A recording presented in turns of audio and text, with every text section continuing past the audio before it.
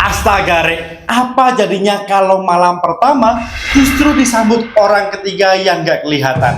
Bukan mantan, bukan selingkuhan, tapi pengantin lama yang meninggal di kamar yang sama. Ini cerita tentang cinta yang belum selesai, dendam yang membeku, dan kamar hotel yang gak pernah benar-benar kosong.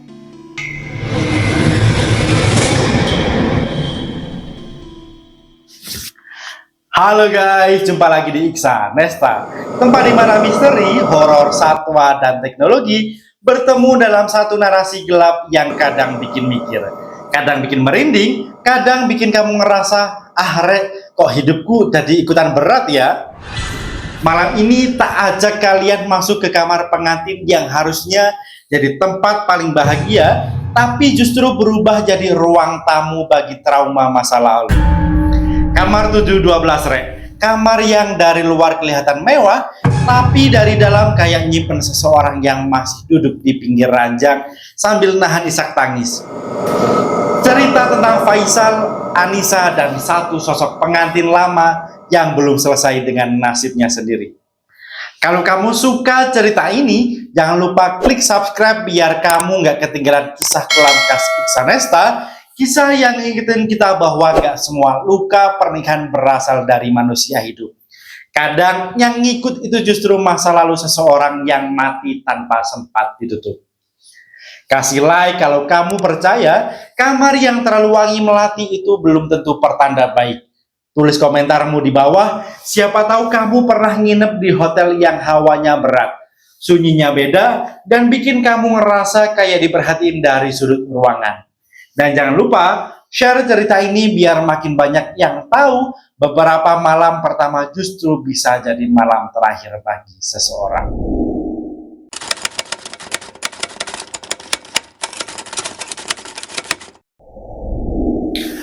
Malam resepsi itu mestinya jadi puncak kebahagiaan.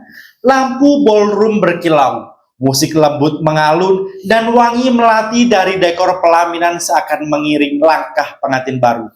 Tapi entah kenapa, sejak Faisal menggenggam tangan Anissa untuk menuju lift hotel, ada hawa ganjil yang menempel di udara seperti senyum-senyum orang yang dipaksa bahagia, padahal dalam hati nahan takut. Mbak, Mas, kamar yang dipesan itu loh, kamar 712, tanya Faisal sambil menyerahkan kartu akses. Staf resepsionis langsung saling pandang, Rek. Bibirnya tersenyum, tapi matanya justru seperti meminta tolong. Supervisor yang mendengar angka itu tiba-tiba mendekat sambil membawa clipboard. Suaranya bergetar kecil. Aduh, kamar itu sedang maintenance, Pak. Nada bicaranya bukan nada menolak, tapi nada yang berharap Faisal ganti pikiran. Faisal ngotot dalam kepalanya, ini malam pertama, masa iya diganti kamar biasa? Setelah sedikit debat dan tatapan-tatapan ngeri dari staf, akhirnya supervisor menyerah. Baik, kami aktifkan, tapi kalau ada keluhan sedikit apapun, tolong tekan 0 ya Pak.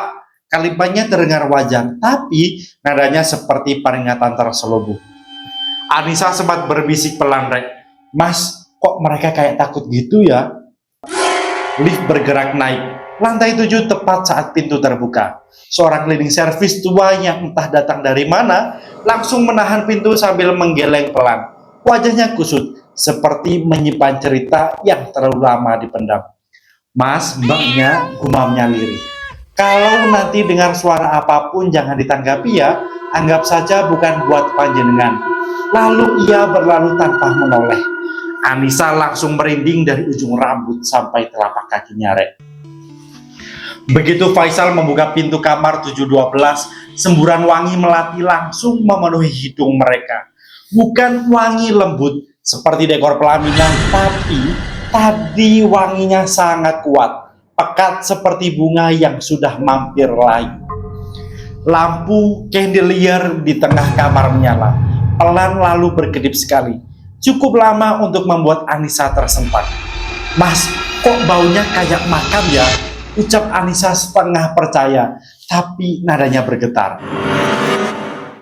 Faisal mencoba menertawakan suasana, tapi tawanya terdengar kering. Ia menaruh koper di dekat sofa itu, lalu memanggil Anissa untuk masuk. Namun, langkah Anissa tertahan ketika ia melihat karpet tebal di tengah ruangan. Ada jejak tumit, Rek. Sepatu tinggi mengarah langsung ke ranjang. Jejaknya jelas, rapi, seperti seseorang baru saja berjalan santai menuju tempat tidur. Padahal, supervisor bilang kamar baru saja dibersihkan 1 jam yang lalu. Anissa menelan ludah. Hatinya mulai gelisah, seperti ada yang memperhatikan dari sudut-sudut gelap kamar. Mas, ini jejak siapa? Faisal menunduk, diam. Wajahnya berubah. Kamar itu terasa terlalu sunyi, terlalu wangi, terlalu hidup. Dan ketika Faisal menutup pintu, entah kenapa suara klik kuncinya terdengar seperti pintu penjara yang mengunci dari luar.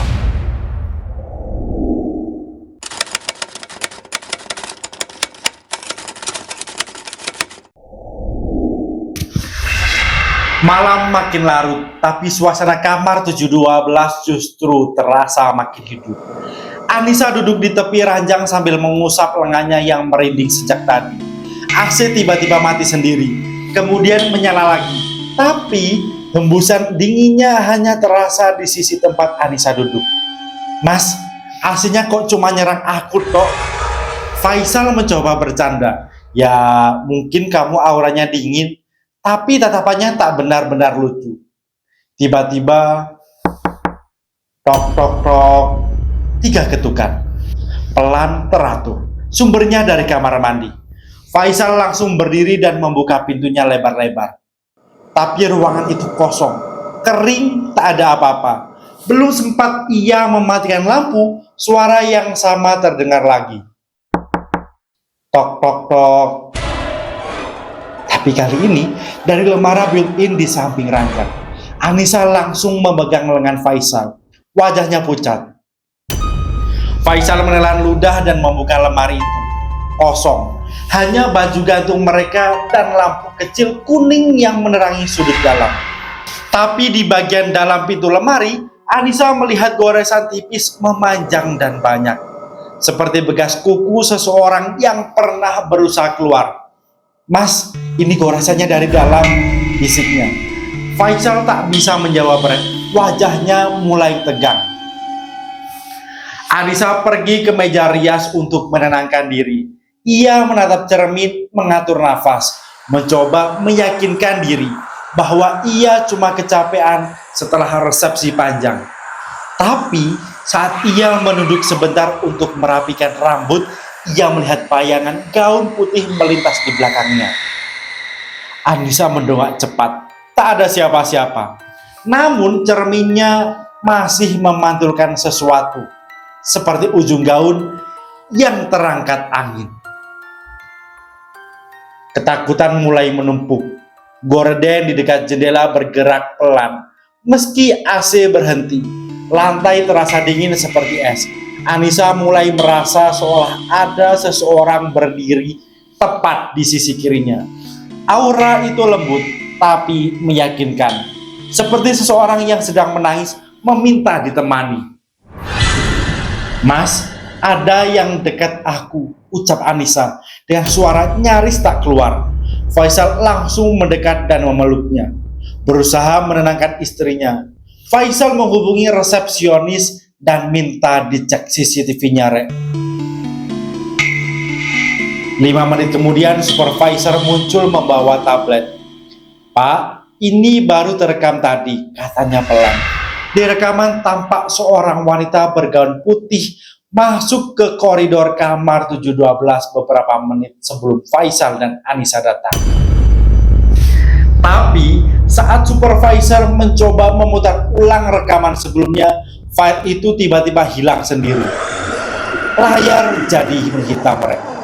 Itu membuat suasana makin tak masuk akal. Supervisor terlihat gugup. Bibirnya bergetar. Pak, Bu, kalau mau pindah kamar, kami siapkan sekarang juga, ujarnya. Tapi Anissa, meski ketakutan justru merasa seolah ada sesuatu di kamar 712 yang ingin bicara dengan dirinya. Setiap gangguan mengarah padanya, bukan pada Faisal.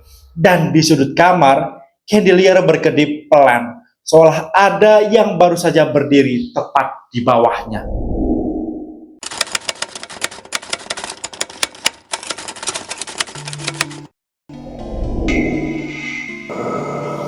Supervisor akhirnya menyerah, suaranya lirih, wajahnya pucat. Dulu ada pengajar yang meninggal tragis di kamar ini. Suaminya kabur malam itu. Dia sendirian sampai pagi. Anissa langsung merasa nafasnya berat, seperti ada tangan dingin menggenggam dadanya. Faisal meraih tangannya, tapi genggaman itu dingin, seperti memegang tangan orang yang sudah lama menunggu sesuatu kembali terjadi. Belum sempat mereka berkemas, lampu kamar padam, hening tercabut dari akar. Saat lampu menyala kembali, Anissa sudah berdiri membelakangi Faisal, menghadap ranjang tanpa suara, tanpa gerakan, seolah mendengar seseorang memanggilnya dari tempat tidur. "Mas, dia di sini, Mas. Mas, dia di sini, Mas," bisiknya. Tapi nadanya bukan ketakutan, lebih seperti seseorang yang sedang diyakinkan, dirayu, dan dikembalikan. Lalu suara lain keluar dari mulut Anissa. Suara perempuan dewasa yang patah hati bertahun-tahun. "Mas, jangan tinggal aku lagi ya, Mas. Aku sudah siap malam ini, Mas. Jangan pergi lagi ya, Mas." Kata-kata itu menusuk Faisal dalam seketika. Itu bukan suara Anissa, bukan kalimat Anissa. Itu kalimat seseorang yang pernah ditinggalkan. Seseorang mati yang menunggu kedatangan suaminya.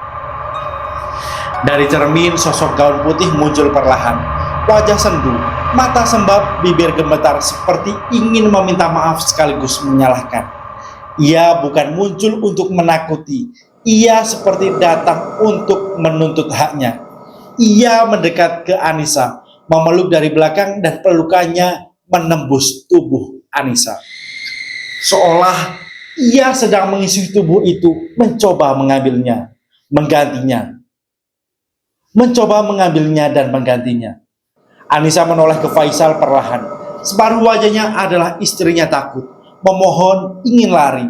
Separuh lainnya datar, kosong, penuh luka lama. "Mas, temani aku saja, meski cuma malam ini, Mas." Suaranya bercampur dua lapisan suara Anissa dan suara perempuan dengan hati yang remuk. Wangi melati memenuhi kamar, makin pekat seperti bunga pemakaman yang dihentakkan ke wajah mereka. Faisal tak punya pilihan selain memeluk istrinya erat dan membaca doa. Tubuh Anissa bergetar keras, seolah dua jiwa berebut tubuh. Cermin retak memanjang, lampu chandelier berayun liar, dan lemari built-in terbuka pelan seperti ada yang keluar dari dalam. Sosok gaun putih itu mundur, tidak marah, justru menangis. Seperti wanita yang ditinggal untuk kedua kalinya. Lalu ia memudar, tapi tidak hilang. Faisal menyeret Anissa keluar kamar secepat yang ia bisa. Baru beberapa langkah di koridor, pintu kamar 712 menutup sendiri, lalu perlahan membuka kembali. Hanya selebar satu jari. Dari dalam, melati pekat kembali menyembur dan suara lembut memanggil. Bukan suara hantu, bukan suara perempuan bergaun putih. Itu suara Anissa dari dalam kamar. Pelan, serak, memohon. "Mas, jangan tinggalkan aku lagi ya, Mas."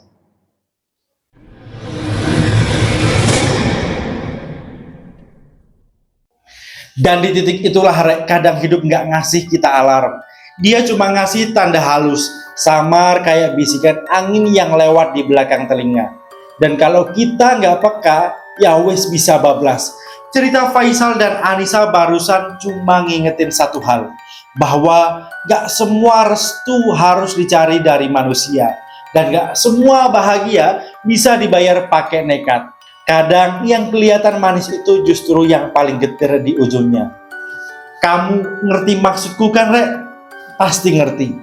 Dan kalau sampai sekarang kamu masih ngerasa ada sesuatu yang gak selesai dari cerita Anissa Faisal ini, ya mungkin memang gak semua harus selesai malam ini, Rek. Beberapa rahasia lebih cocok ditinggalin, biar dia yang nyusul kamu nanti pas kamu sendirian. Ya wis, Rek, wis ojo neng omburi, Rek. Kalau kamu suka cerita ini, klik subscribe ya, Rek, dan nyalain loncengnya biar kamu tetap nyangkut di dunia Iksan Desta, tempat luka manusia, fisik gaib, dan trauma masa lalu nyampur jadi satu. Kasih like kalau kamu setuju. Kamar yang terlalu sepi itu sering nyimpen cerita yang terlalu bising. Tulis komentarmu ya, Rek, di bawah ini tentang pengalamanmu nginep di hotel yang auranya nggak enak. Dan jangan lupa share ke teman-temanmu biar makin banyak yang sadar, Rek. Masa lalu yang belum selesai itu bisa muncul lagi lewat tirai yang bergerak pelan.